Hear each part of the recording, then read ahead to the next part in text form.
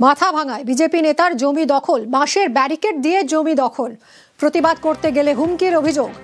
কোচবিহারের মাথাভাঙার শিকারপুরের ঘটনা, কাদের বিরুদ্ধে অভিযোগ আরো জানাবে রাজেশ, রয়েছে সঙ্গে রাজেশ।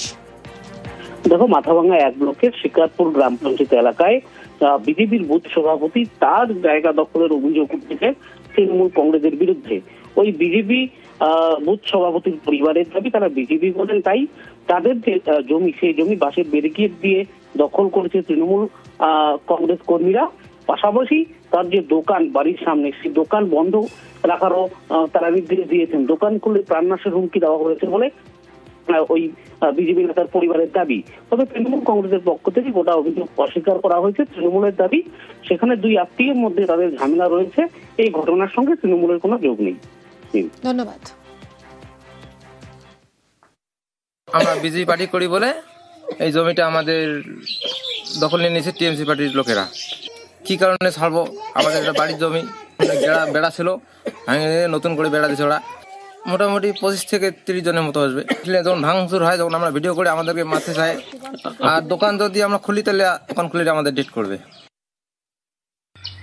আমরা যদি টিএমসিতে যাই তাহলে কোনো এই ঘটনা ঘটে, আমরা যদি টিএমসি পার্টি করি তাহলে কিছু হবে না। আমরা চাইছি এর কোনো বিচারক, সুবিচারক, কেন ওরা আমাদের জমি দখল করবে?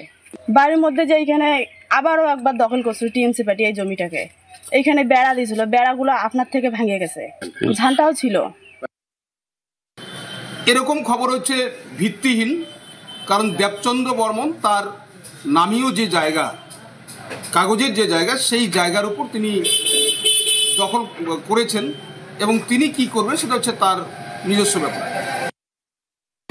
এর বিরুদ্ধে আমরা তীব্র প্রতিবাদ জানাচ্ছি। আমরা জায়গা মতো অভিযোগ জানাবো, থানায় আমরা বুথ সভাপতিকে নিয়ে অভিযোগ জানাবো যে অবিলম্বে তার জমি দখল মুক্ত করা হোক।